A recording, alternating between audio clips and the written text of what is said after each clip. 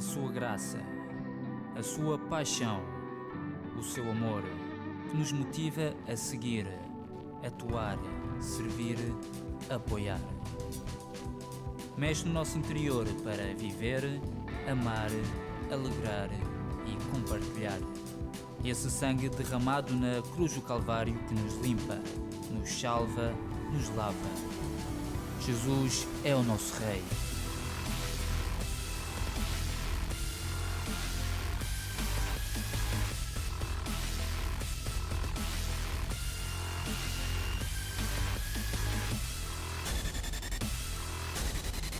E CCM, a tua comunidade. Regressaram com gozo. É um gozo incrível o Senhor nos enviar e virmos a mão dele. Virmos que realmente aquilo que levamos no coração é um projeto que está no coração dele. E quando o nosso projeto está no coração do Senhor, o Senhor o que é que faz? Dá a provisão. Mas quando nós temos os nossos planos, e ele diz, os meus planos não são os teus planos. E os meus caminhos não são os teus caminhos.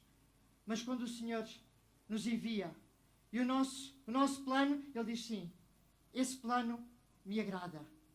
Eu vou contigo. Dizia, orava-se, tu és o meu pastor e nada me faltará. É uma verdade. É bonito o versículo, parece muito nice de o dizer, mas é uma realidade. O Senhor quer que tu experimentes isso na parte espiritual. E o Senhor, nesta manhã, quando nos envia na parte espiritual, acontecem as coisas. Ele não posso ver a capacidade que tenho, porque eu tenho muito pouca capacidade. Mas nas mãos do Senhor, o Senhor nos capacita. O Senhor nos dá as forças para irmos lá, porque Ele vai à frente. Confia no Senhor nesta manhã. E se realmente ainda não o conheces e não vês essa parte espiritual, não consegues ir e lutar para Satanás soltar as vidas, que possas nesta manhã entregar toda a tua vida ao Senhor. Não deixes nada para ti, porque não podemos guardar nada para nós. Confessa nesta manhã. O ponto que algo tem que mudar no nosso meio sempre, no reino dos céus, não é só, olha, tens que fazer isto, aquilo, tens que limpar. Tem que mudar alguma coisa no nosso meio, nas pessoas que nos rodeiam, nos jovens que nos rodeiam, porque vocês são os futuros pastores da manhã. E o mundo está com um jugo desigual. Está terrível. É uma bênção quando a gente vê a remada SOS por ir para esses países. Já viste o que é poder dar de comer, vestir? É um privilégio podermos ajudar os outros.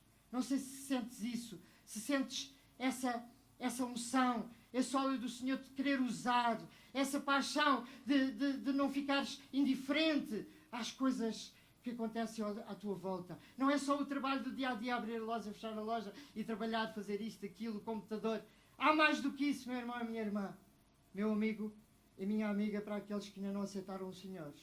Mas que nesta manhã não saias daquela porta sem conseguir ir com esta espada e conseguires ir contra Satanás e poderes fazer alguma coisa pelo reino dos céus. Não é só alguma coisa pela remar, fazer alguma coisa pelo reino dos céus. Amém? É um privilégio vermos as crianças sem pai e sem mãe e podermos... Não, o Senhor nos está a usar. Ele está a crescer. Ele está a conhecer o caminho. Isso é gratificante. Não é só... irmão, eu estou cansado, fiz um trabalho excelente, vistes? E estamos à espera que nos gratifiquem por isso. Não, o Senhor vai-te gratificar pelo trabalho que tu fazes para Ele no reino dos céus. Amém? Amém? Chamados é o plano, não é? Que somos seu corpo para Ele, não é? E como seu corpo somos chamados para fazer as obras dEle. E estas obras não é só os prédios e as casas. É poder ser usada. Eu sou um molde do pastor Ângelo, que está nos Estados Unidos. Sou um molde do pastor Laborda, que esteve entre nós. Sou um molde de vários pastores. E quero continuar a ser moldado. Amém? Para que pudesse ser o mais semelhante a Ele. Agora, a humildade é muito importante, meu irmão e minha irmã. Se não és humilde, não digas que serves ao Senhor. É muito importante a humildade para que o Senhor nos possa usar, para estabelecer o reino dos céus. O mundo está cheio de bons conselhos, boas intenções, mas é somente com a autoridade. E a autoridade é Ele, dentro de mim e de ti. Possamos levar esta obra. Possamos levar a vontade de Deus. É com a autoridade. É confiar, e a autoridade é confiar nele. Em tudo. Não podemos confiar nas nossas... Há pessoas que precisam de se salientar, de ter um título, não é? Tu me conheces por aquilo que eu sou. Não por aquilo que dizem que eu sou. Amém? Amém? Eu conheço-te pelos teus frutos. Amém? Tu conheces-me pelos meus frutos, não é por aquilo que eu digo. Aleluia. Então, se te vou mandar, é sem apoios. Temos de nos apoiar somente na palavra. Abrir a boca dele, o Senhor fala-me, apoiar. É sem apoios que o Senhor... É sem condições. E quando a gente ele vê que nós realmente não nos estamos a apoiar em mais nada senão nele, então ele diz, eu vou contigo. Amém? E o Senhor, ainda que as minhas fraquezas às vezes são muitas, mas o Senhor, quando vai à frente, quando a gente confia que Ele vai à frente, Ele faz maravilhas. Ele tem feito maravilhas à minha volta. E Ele diz, eu vou usar-te, né? Ele quer te usar. Ele te chamou aqui para te usar. Ele te quer enviar para te usar.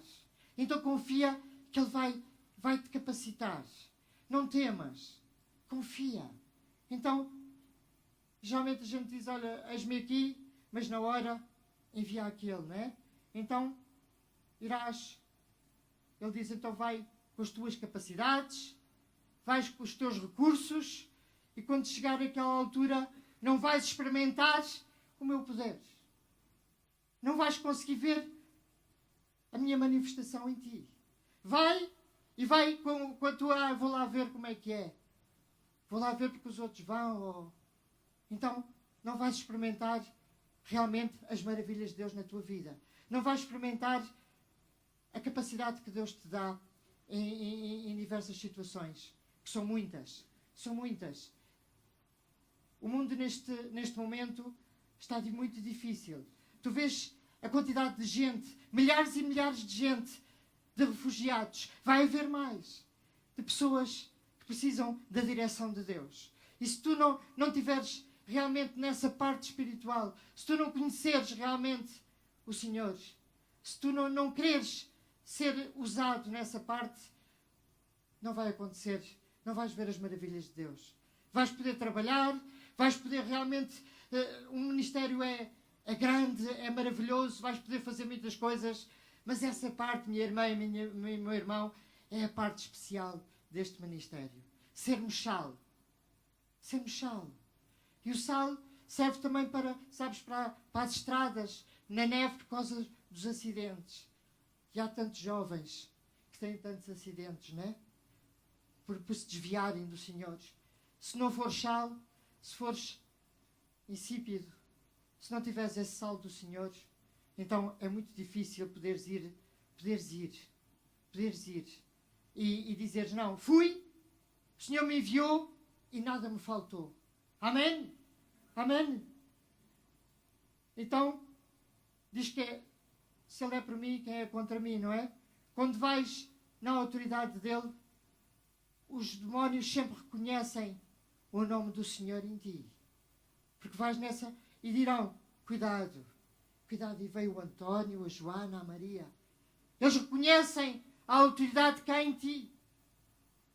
Eles reconhecem. Não porque tu fazes lá, na quinta de primeira fase, uns músculos, né? Uns pesos. Não reconhecem pelo tamanho que tu tens. Reconhecem por aquilo que está dentro de ti. E o que é que está dentro de ti nesta manhã? Ele anda sempre, diz que nos manda como ovelhas no meio dos lobos. Ele anda sempre a salientar.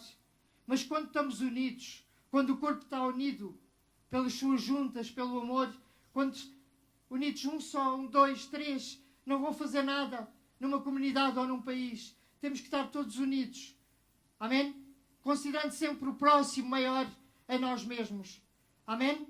Aceitando as pessoas que Deus nos põe ao lado. Sempre. aceitando, quando tu aceitas, então o Senhor te põe, Ele é a autoridade em ti. E os demónios se vão afastando quando tu passas. Há quem diga, tu tens um grande estômago, né? Este não vai para trás. Este não volta atrás. É isso que é importante. Quando vos mandei sem bolsa, sem calçado, faltou-vos alguma coisa, diz a palavra? Nada. Nada. Então, tu possas... O Evangelho é para os valentes. Tu possas, nesta manhã, ser valente. Minha irmã e meu irmão. E vai, se o Senhor te chamar, vai. Quando a gente sai, vem logo outro atrás. Que possas ir. Que possas estar confiada e confiado no Senhor. Ele te põe essa valentia. Deus não vai financiar coisas naturais, projetos teus. Deus vai acompanhar um projeto que esteja no coração dele. E muitos querem fazer coisas, mas Deus não vai nesse projeto, porque não é espiritual. É um projeto de fé, um projeto de Deus. Amém? Que nasceu no coração dele também. Quando a gente está em conexão a cada dia, então o Senhor nos vai. Eu disse a alguém assim, olha, quando eu for e o Senhor não me usar, eu sou o primeiro a dizer-te, olha aqui, acabou. O Senhor já não me usa. Amém? O Senhor te está a usar. Olha, há gozo. Há gozo. Então há força. Se tens gozo, tens força. Porque há uma paixão, há um gozo, independentemente daquilo que tu faças. Então, que possas nesta manhã poder confiar. Poder confiar. Eu vos envio como ovelhas no meio dos lobos. E então, Ele quer que a gente faça discípulos. Então, também possas ser um bom soldado. Que possas ser um bom soldado de Cristo. A igreja hoje não faz discípulos, não é? É o que a gente ouve. De hoje vai com os recursos humanos, não é? Vai com as suas forças. Então, que nesta manhã os demónios sabem que tu não és daqueles que retrocedem. Que sabem que nenhuma luz deste mundo, tu és jovem, nenhuma luz deste mundo te pode voltar lá para fora. Que possas realmente poder agarrar este projeto de Deus, este ministério, esta visão com todas as tuas forças. E então, os 70 é o modelo. Com os dons, com os talentos. Então, eu quero que me dês as ferramentas para fazer a tua obra. Amém? Pede ao Senhor nesta manhã isso. E que possas ser realmente um escolhido. E dizeres nesta manhã, eis-me aqui, envia-me a mim. Eu entendo qual é a tua vontade na minha vida. Que possas ouvir a voz de Deus nesta manhã. Que Deus te abençoe. Damos graças a Deus pela palavra que o pastor João Batista compartilhou connosco. Agradecemos a Deus o trabalho que eles fazem aí onde o Senhor os pôs, pelo fruto abundante que a sua vida tem. Estamos gratos. Que o Senhor os continue a usar e a abençoar e a fazer um bom trabalho. Temos outro convidado connosco. Está a passar alguns dias aqui em Lisboa, em Remar. É o pastor Edi Brito, do Ministério Paz para as Nações. E é exatamente a ele que chamamos agora. Que queira o irmão subir, por favor. E vamos prestar atenção. Amém? Vamos prestar atenção. Obrigado. Tá bem. Deus abençoe a todos, amém? É uma bênção podermos estarmos aqui nesta manhã e podermos compartilhar a palavra de Deus.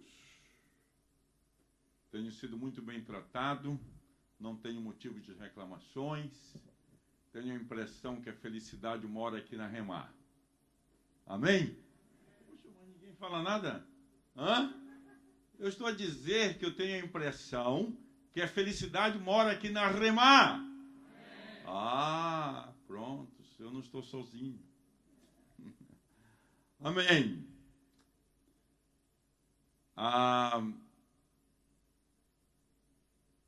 Eu estava a me lembrar de algo que aconteceu com um determinado pastor numa determinada ocasião.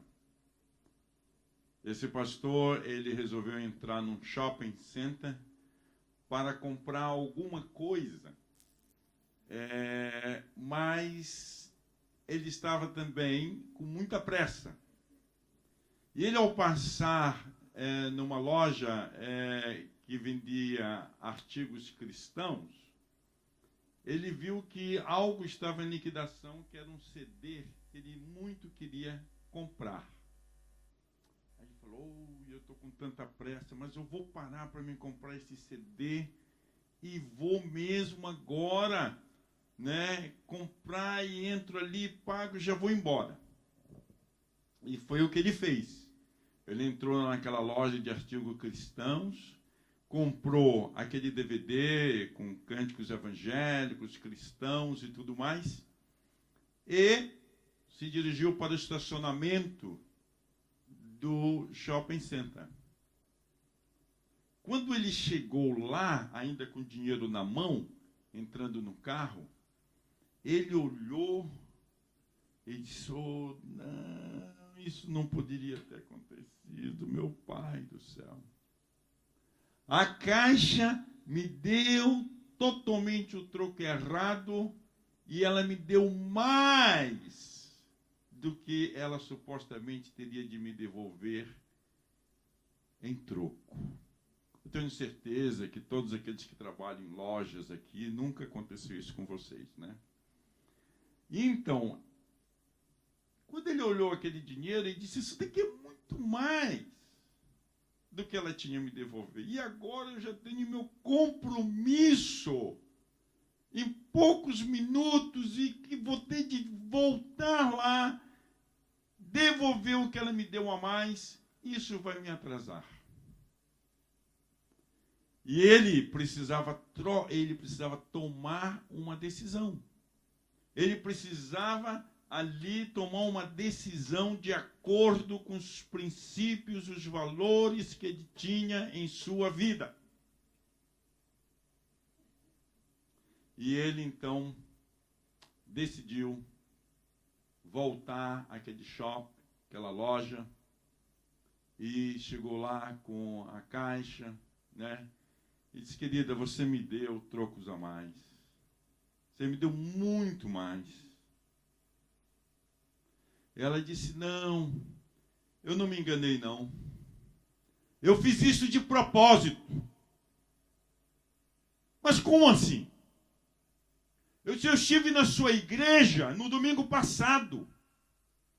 E você estava pregando sobre integridade. E eu resolvi testá-lo. Eu queria ver se o que você prega é realmente aquilo que você vive. E agora eu tenho a prova que aquilo que você prega, aquilo que você fala, é aquilo que você vive. Mas eu fiz isso de propósito. Queridos, nós louvamos a Deus por essa história, porque nós entendemos que não houve, aquele homem não era um impostor. Hoje, nas nossas igrejas cristãs, nós temos muitos impostores. Muitos que estão a pregar, muitos que estão a falar, muitos que estão a dizer algo, no entanto, são impostores. E a questão é que um presidente de uma nação, ele pode ser um impostor. Um pastor, ele pode ser um impostor. Um discipulador, ele pode ser um impostor. E a própria Bíblia nos alerta acerca dessa possibilidade de muitos se tornarem, depois de conhecer a verdade, se tornarem impostores. Quem sabe, alguma vez estamos pregando e algum caixa de um supermercado ou de qualquer outra loja está na igreja e provavelmente na próxima oportunidade que passamos ali pela loja, pelo supermercado, vão nos testar, ou no trânsito, ou na hora de embarcarmos num avião, ou num autocarro, ou numa caminhoneta. Alguém vai querer testar se somos verdadeiros ou se somos impostores. Eu espero que nesta manhã nós só tenhamos aqui pessoas verdadeiras. E que não tenhamos nenhum impostor nessa manhã aqui. Amém? Amém? Você tem de crer junto comigo. Sua amém está fraco. Amém? Não há impostores aqui nessa manhã. Hã? Está muito fraco. Mais uma vez, não há impostores aqui nesta manhã. Ainda não está do jeito que eu gosto. Mas amém. Há 100 anos atrás, uns jovens suecos ouviram falar que seus amigos, um outro casal, estavam se preparando para serem missionários na África. E eles, ouvindo essa notícia, eles ficaram muito interessados acerca desse projeto de serem missionários na África. E David e Yves Flood resolveram ir até Joel e Berta Erickson para saber detalhes desse projeto de serem missionários na África. Então, David Flood e Yves Flood, depois de ouvirem falar de todos os detalhes acerca desse projeto, eles resolveram abandonar tudo na Suécia, familiares, projetos, tudo, conforto, e serem missionários ali no continente africano. E no seu primeiro ano que eles estiveram ali na África, eles não conseguiram nenhum êxito, porque primeiro eles foram proibidos de entrar na tribo a qual eles tinham planejado compartilhar o evangelho. Foram proibidos pelo chefe daquela tribo. E ali, então, durante um ano, o seu único êxito foi pregar o evangelho para uma criança de 8 anos de idade, que vinha todas as semanas vender ovos e galinha. Além disso, Yves Flood, uma jovem aos seus 27 anos de idade, ela passava mais tempo na cama com malárias, doentes, do que em pé. E David Flood, então, ali, durante o ano, não havia conseguido realmente colocar em prática tudo aquilo que eles haviam planejado. Neste ano em que eles ali estavam sendo missionários na África, Yves Flood fica grávida. E depois de 17 dias de ter dado à luz a uma menina, ela vem a falecer. E deixa aquela criança com 17 dias de vida órfã de mãe. David Flood carrega sua esposa frágil, sua querida esposa, e cava uma cova no pé de uma montanha e ali a enterra, fazendo aproximadamente um ano que o havia chegado na África. David Flood volta à sua casa, depois de enterrar sua esposa, coloca nos seus braços e vai até a casa dos seus amigos, alguns quilômetros, de Joel e Berta Erickson. E ali relata o acontecido. E faz um pedido aos seus amigos suecos. Poderiam vocês cuidar desta criança? Porque eu não tenho condições de criá-la. Joel e Berta Erickson disseram, sem dúvida, nós vamos cuidá-la. Não se preocupe. David Flood, com seu coração amargurado, ele diz aos seus amigos que ele retornará à Suécia. E que nunca mais ele quer ouvir falar a palavra de Deus. Nunca mais ele quer, em hipótese alguma, se envolver com qualquer coisa que Deus esteja envolvido. Ele diz que nunca mais. E no primeiro navio que vá para a Suécia, ele quer embarcar. E que nunca mais ele vai se envolver com algo que diz respeito a este Deus. Ele disse: Deus não cuidou da minha esposa. Nós largamos, deixamos todas as coisas, abandonamos tudo, todo o conforto. E esse Deus não cuidou da minha querida esposa, que estava dando sua vida para fazer sua vontade. David Flood pega o seu primeiro navio para a Suécia e se torna um alcoólatra. Durante toda a sua vida, ele se tornou um alcoólatra inveterado.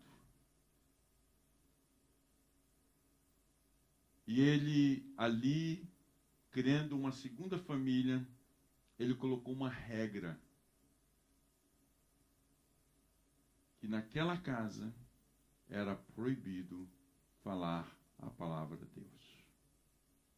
Ele contava insistentemente a história que Deus não havia cuidado dele. Essa menina de 17 dias que havia se tornado órfã,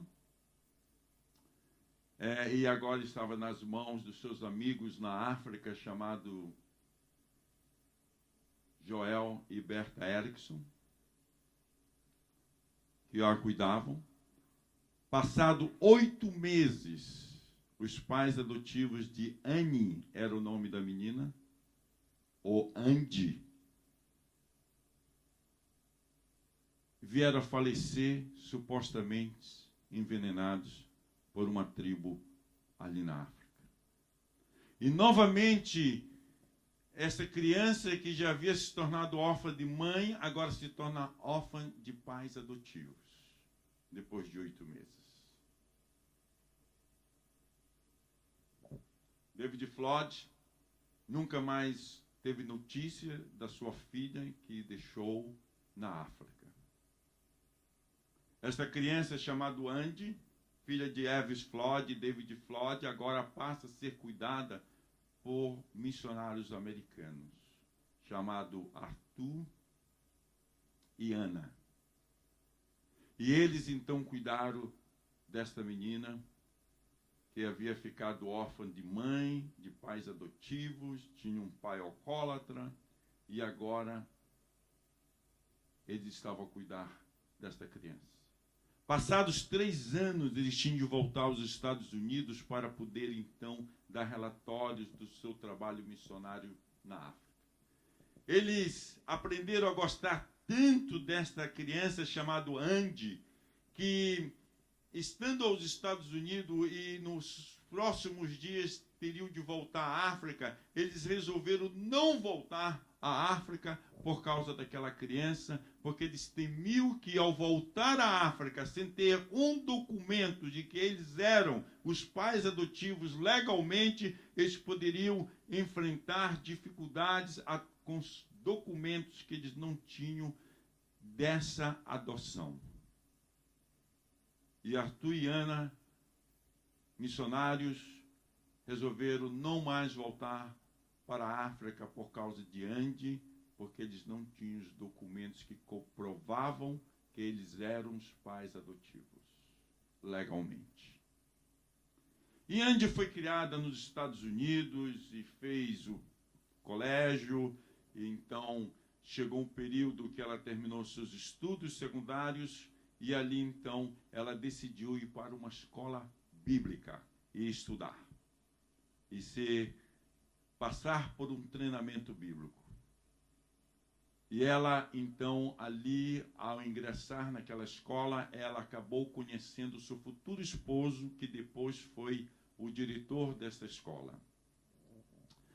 E Andy nunca mais ouviu falar de seus pais, ou do seu pai, David Flood. Ela tinha como pais os missionários Arthur e Anna. E ela vivia como uma americana ali nos Estados Unidos. Depois já de casada, constituída uma família, um dia ela vai até ali a caixa de correio e ela encontra um magazine que ela não entende absolutamente do que aquele magazine está a falar, porque não era uma língua inglesa, mas era uma língua estrangeira, e ela simplesmente, ao abrir aquele magazine, ela podia ver uma cova e uma cruz. E algo estava falando sobre aquela cova, e ela não conseguia entender, porque ela não entendia aquela língua, e ela então foi até a escola bíblica para descobrir se alguém ali conhecia aquele idioma que estava naquele magazine. E alguém disse que conseguia traduzir, conseguia entender aquele idioma, e a pessoa que traduziu aquilo dizia que estava falando de uma missionária que há muitos anos, muito jovem, havia morrido próximo a uma tribo ali no Congo. E que aquela tribo toda, depois de alguns anos, entenderam a mensagem do Evangelho através de uma criança que havia ouvido acerca de Jesus, através de missionários suecos que estiveram lá. E essa criança cresceu, estudou, e entendeu a mensagem, as histórias que lhe eram contadas quando ele ia frequentemente vender ovos e galinha para aqueles missionários suecos. E teve um encontro pessoal com o Senhor Jesus Cristo. E ele acabou pregando o Evangelho para toda aquela tribo. E o resultado foi que aquele menino, depois de crescido, conseguiu com que toda a tribo entendesse a mensagem da salvação. E toda aquela tribo aceitou Jesus como Senhor e Salvador de suas vidas. O Evangelho, aquele magazine ainda falava mais acerca daquela reportagem e daquela cova. Aquela cova se tratava de Yves Flood, a missionária que havia morrido. Exatamente a missionária com seu esposo que havia contado histórias e histórias acerca do Senhor Jesus Cristo para essa criança de 8 anos de idade. E não somente aquela tribo havia toda se convertido, mas que agora havia um avivamento naquela nação. E que o Evangelho havia se espalhado e que agora havia mais de 7.000 novas igrejas naquele país por causa daquela criança que um dia ouviu acerca do Senhor Jesus Cristo.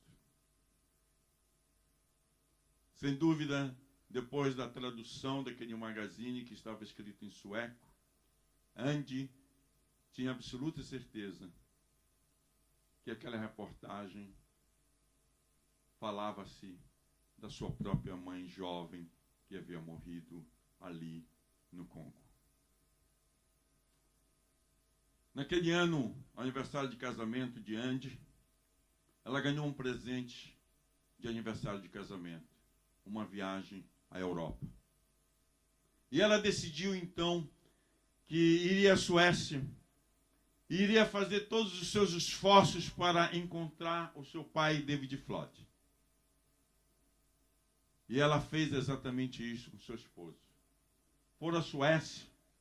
Passado uma semana, eles conseguiram localizar David Flood, que nesta altura estava completamente doente, devido ter tido vários derrames cerebrais, estava prostrado em uma cama devido a todas as consequências de mais de 50 anos bebendo.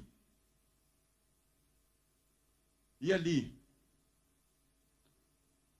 os seus metade irmãos advertiram antes: quando você encontrar o nosso Pai, nunca fale a palavra de Deus.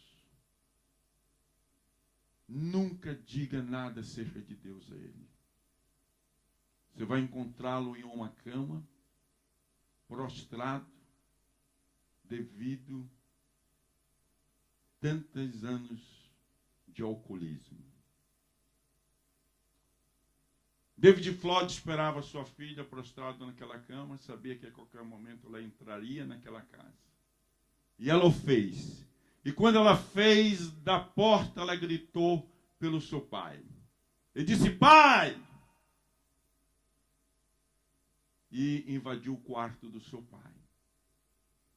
E ele, com os olhos cheios de lágrimas, disse para Andy: nunca foi a minha intenção te abandonar. E Andy disse: pai, não se preocupe, porque durante todos esses anos Deus cuidou de mim.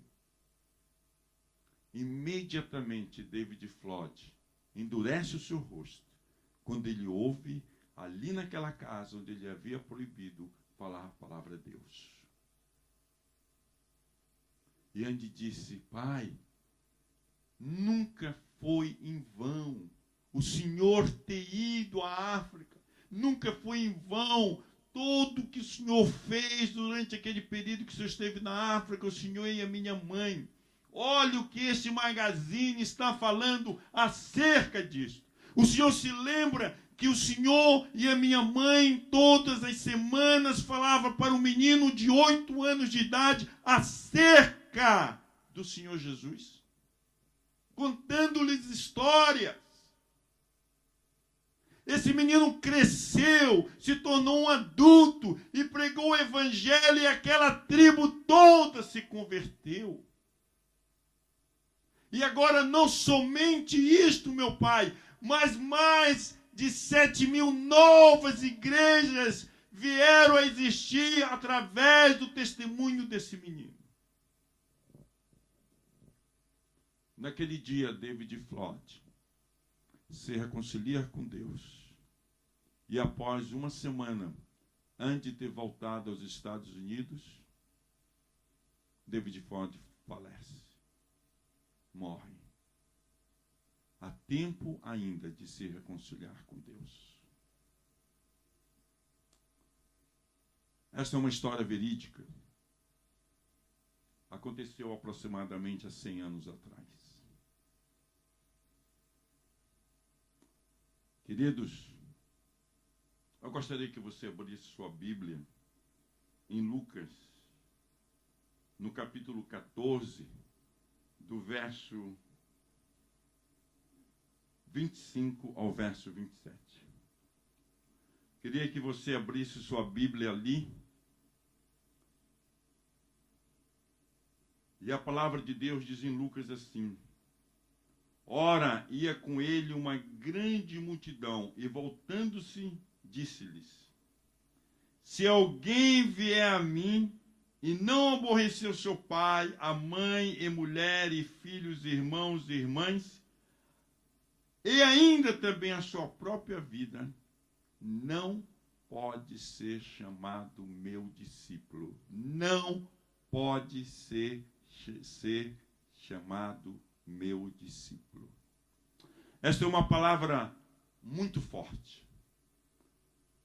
O Senhor Jesus sabia que no meio daquela multidão havia impostores ali.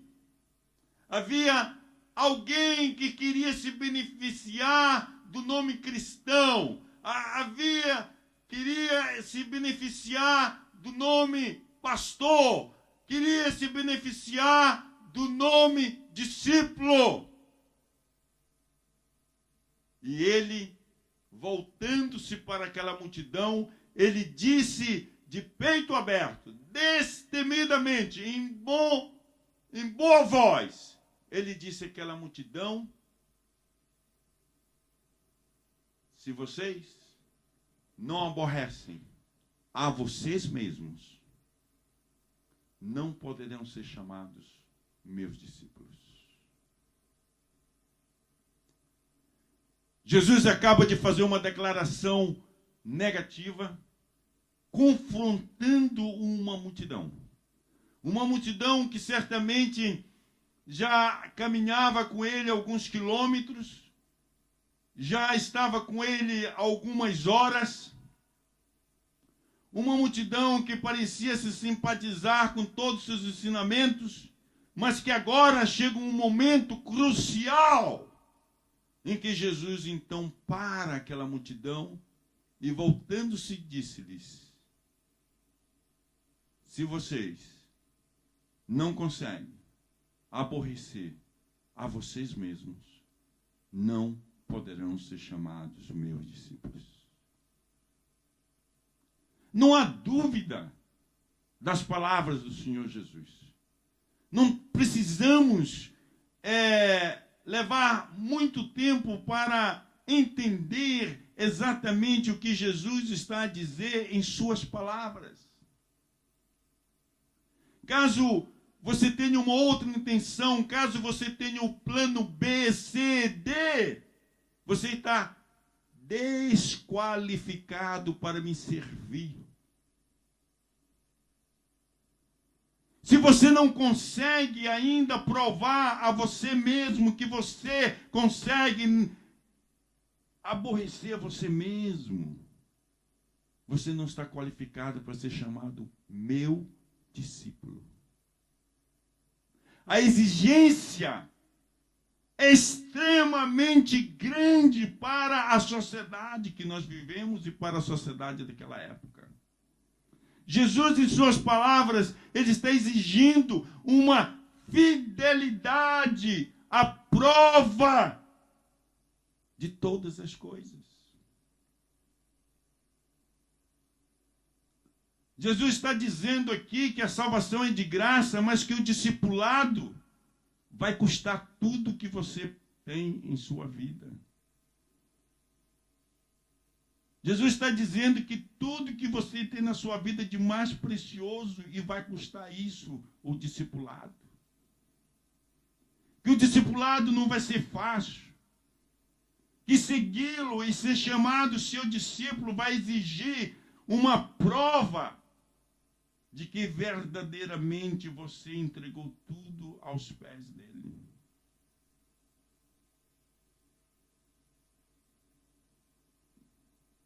Jesus quer ter certeza que aqueles que dizem ser seus discípulos não são impostores.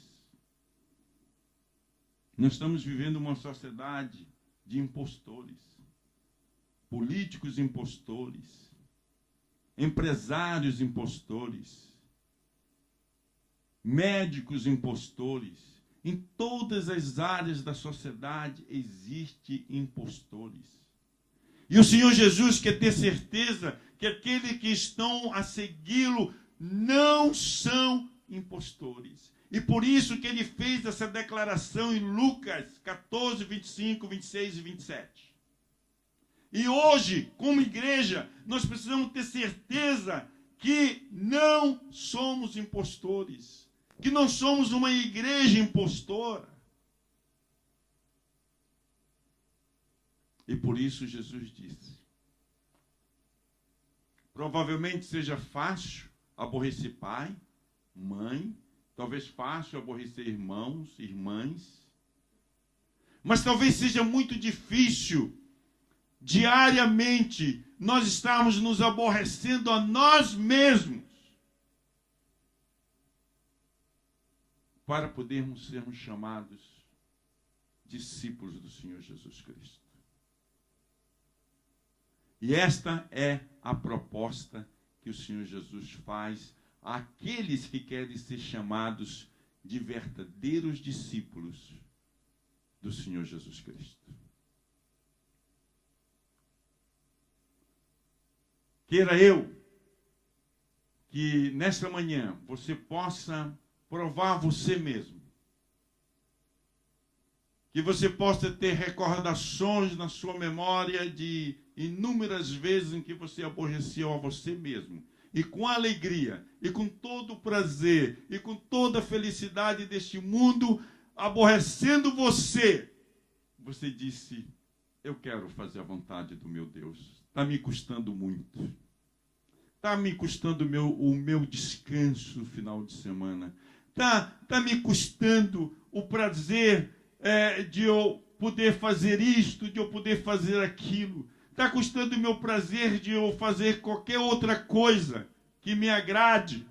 Mas eu me sinto tão alegre que está me custando tanto, porque eu tenho certeza que eu estou provando a mim mesmo que eu sou o discípulo verdadeiro. Se você é uma dessas pessoas, eu quero te dar meus parabéns hoje, tá bem? Você está de parabéns. E você não só tem meus parabéns, mas você tem o do próprio Senhor Jesus Cristo. É esta a proposta que nós encontramos aqui em Lucas 14, 25, 26, 27. Podemos ser muito bons no louvor, podemos ser muito bons para pregar, podemos ser muito bons em tantas e tantas e tantas outras coisas. Mas aqui nós chegamos a um ponto que temos de tomar uma decisão.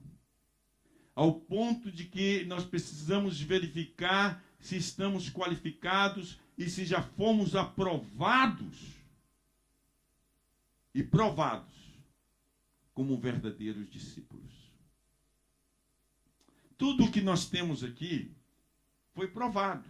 Esta caixa de som foi provado, o carro que você conduz foi provado, os fios da eletricidade deste prédio foi provado, para poder ser usado. E quando isso é provado, é aprovado.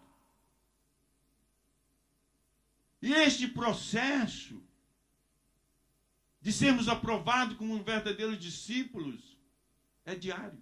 É todos os dias. Vocês sabem, há um lugar onde não se tem problema acerca de fidelidade a Deus?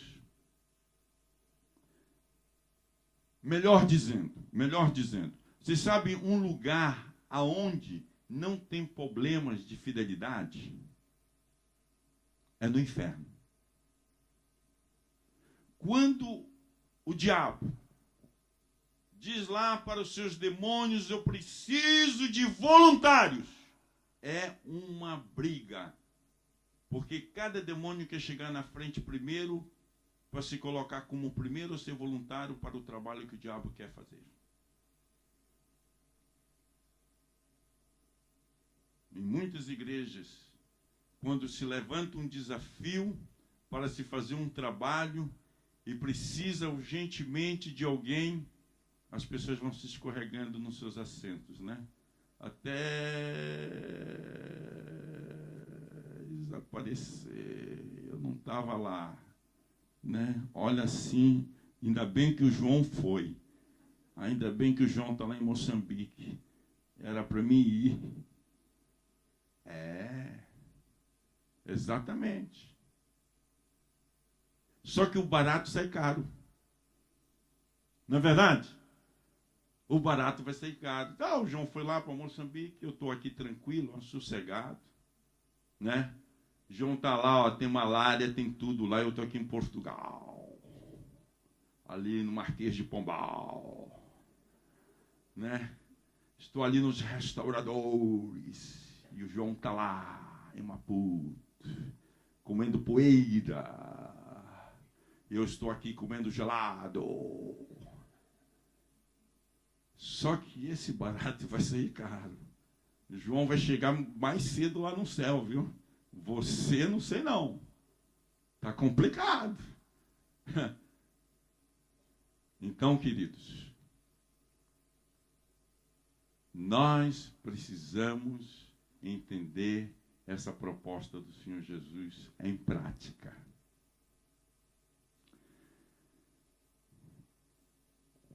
Eu sei que vários de vocês já viram nos Facebook da vida, na internet, em outras coisas aí. Outro dia eu estava vendo na internet um cão que foi privado de ver o seu dono por alguns dias. Este cão, que havia sido privado de ver e de estar na convivência do seu dono por alguns dias, por causa que o seu dono estava com câncer no hospital, na UTI, este cão, ele se recusou a se alimentar. Este cão se recusou a se beneficiar da melhor comida que lhe traziam. Porque uma única coisa lhe satisfazia, que era a convivência com seu dono. Se eu não ler a Bíblia hoje, está bom. Se eu não for na igreja no domingo, está bom. Com o cão, se privasse ele, como privaram, da convivência com seu dono, ele ficou esquelético. Aparecia num vídeo na internet, aquele cão, só pele e osso, que nem sequer tinha mais forças para se manter em pé.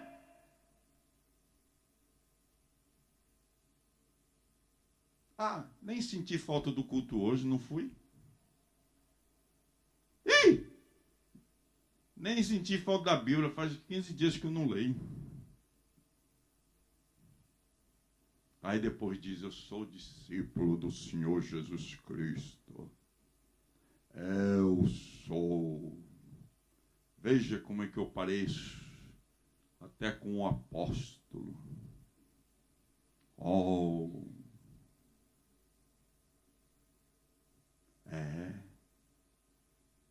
Outro dia, um cão, que era um cão de um mendigo. Isso aconteceu na cidade de Brasília. E apareceu em todas as televisões nacionais do Brasil. Esse mendigo passou-se mal na rua, foi chamado uma ambulância, colocaram o mendigo dentro da ambulância e aquele cachorro feio não desistiu do seu dono.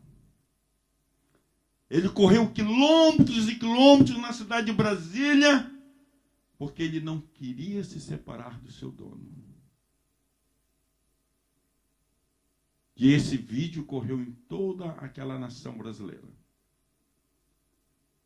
Ele obrigou a ambulância a parar, porque os motoristas daquela ambulância disseram, o que fazemos? Olha esse cão que está a quilômetros, a quilômetros, a quilômetros correndo. E pararam e tiveram então de pegar aquele cão e poder colocar na ambulância, porque não poderiam deixar para trás. O exemplo que Deus quer de nós, o exemplo que nós precisamos dar, tem de ser muitas vezes, inúmeras vezes mais do que essas dos cães, que nós sabemos histórias de cães que morreram, quando seus donos morreram também, passaram-se poucos dias. A Escócia mesmo, turistas e turistas vão a um lugar lá na Escócia, acerca de um cão, que o seu dono morreu, e ele soube onde foi enterrado, e nunca lhe deixou aquele lugar, até que ali mesmo também ele morreu. E hoje esse lugar é visitado por inúmeros turistas, centenas e milhares de turistas. Você, querido, não é um cão.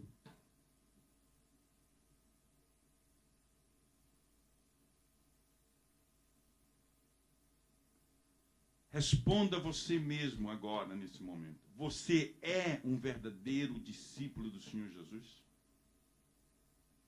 Você pode provar que você é um verdadeiro discípulo do Senhor Jesus? Você é o homem, a mulher, o jovem que aceitou essa proposta de aborrecer a você mesmo e ser fiel até a morte?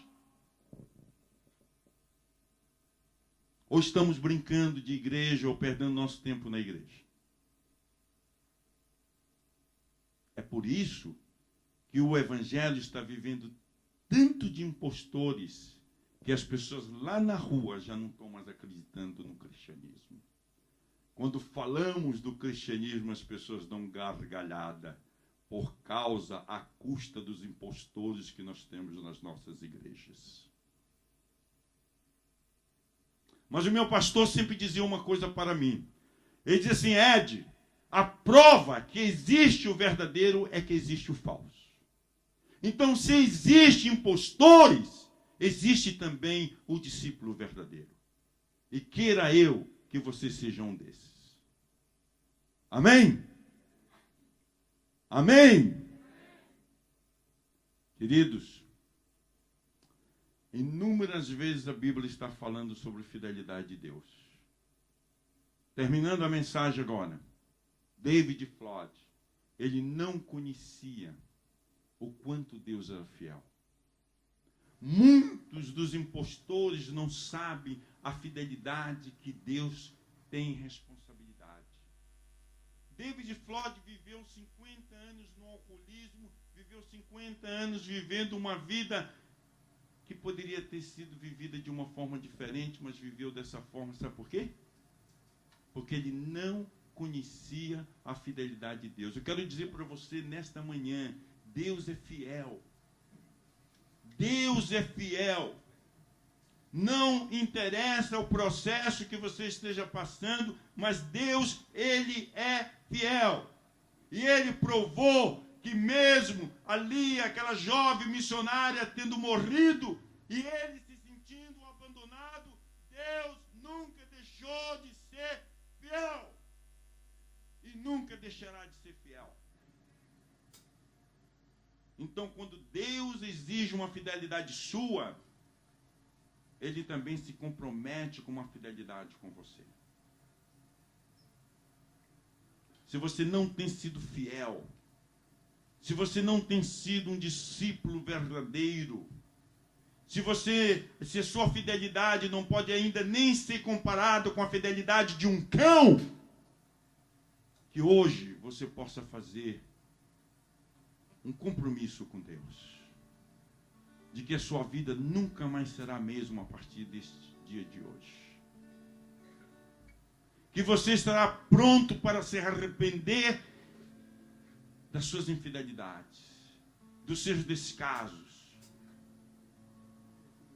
E a partir de hoje você será um discípulo verdadeiro e jamais um impostor. Jamais um impostor. Eu quero que você fique em pé agora. Feche os seus olhos. Nós vamos estar orando agora. Não deixe que nada tire a sua atenção. Por favor, feche seus olhos agora. É você e Deus nesse momento. Todos com seus olhos fechados, por favor.